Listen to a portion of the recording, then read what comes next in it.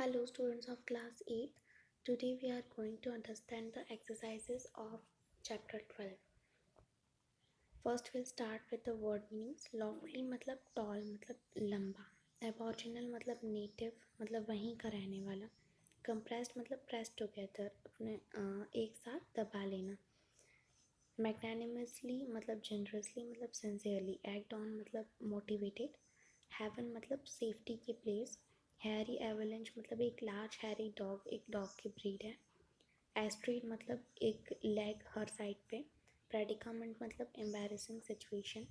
मायर मतलब deep wait और sticky अर्थ. ट्रेपिटेशन मतलब नर्वसनेस. सैटोरियल मतलब स्टाइलिश. सीटेड मतलब काम और डिग्निफाइड. इरेट मतलब एंग्री, गुस्सा. Given below are few events from the story. कुछ इवेंट्स हैं. Number the words in the story in which they take place.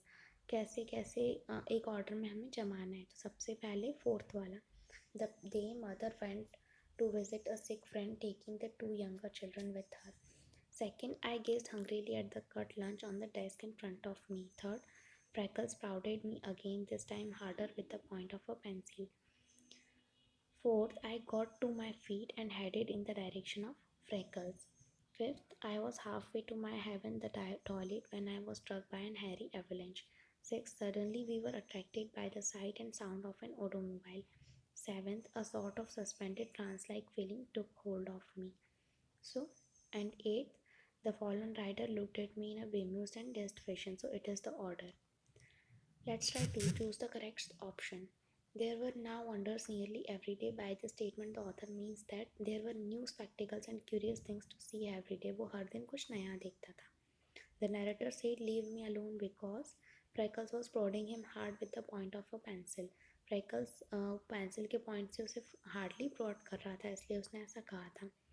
By Harry Avalanche, the author is referring to large hairy dog. The first day at the school was certainly eventful. The author says this because he saw an automobile engine for the very first time. In the story, the narrator has been portrayed to be a mischievous and impulsive boy. तो वो एक mischievous और impulsive boy था. Let's try 3. There were new wonders nearly every day. What were the new wonders that the author experienced on his way to school? क्या क्या वो नई चीज़ें देखता था.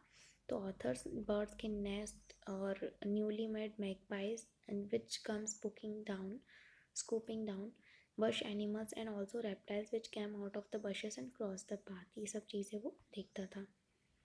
The teacher wise in the ways of children. What do you think the teacher was called wise in the ways of children? Teacher ने ऐसे क्यों बोला wise in the ways of children?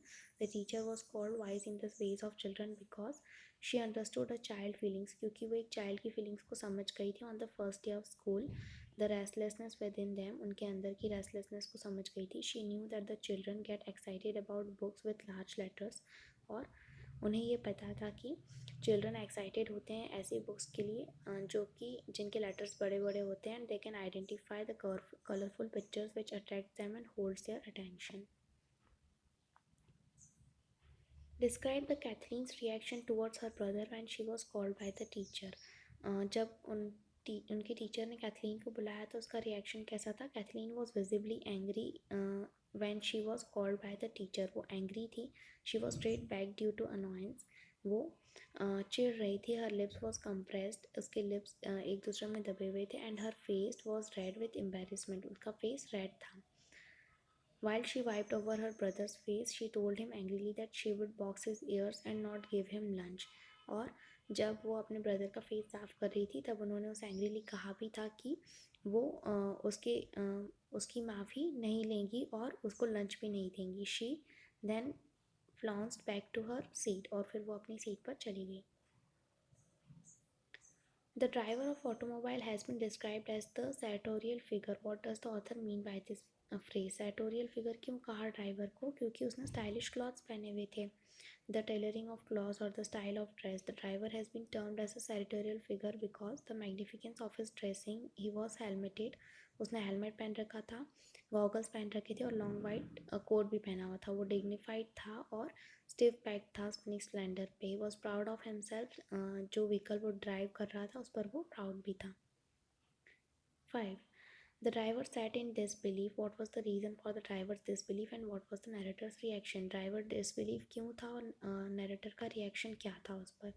The children had never seen an automobile. Children ने कभी इतने closely automobile vehicles नहीं देखे थे और जब ड्राइवर ने उनके पास में स्टॉप किया तो चिल्ड्रन अमेज थे उस ओपन इंजन को देखकर और नैरेटर ने मतलब कि उस छोटे से बॉय ने जैक ने क्या किया था कि हैंडफुल्स ऑफ रैशेस उसमें डाल दिए थे वर्लिंग फैन में और वो ऑटोमोबाइल वहाँ पर स्टॉप हो गया था और इस एक्शन ने ड्राइवर को डिसबिलीव कर दिया था और वो अपनी कार से नीचे उतर कर आगे आया उस नैरेटर के कान पकड़ लिए.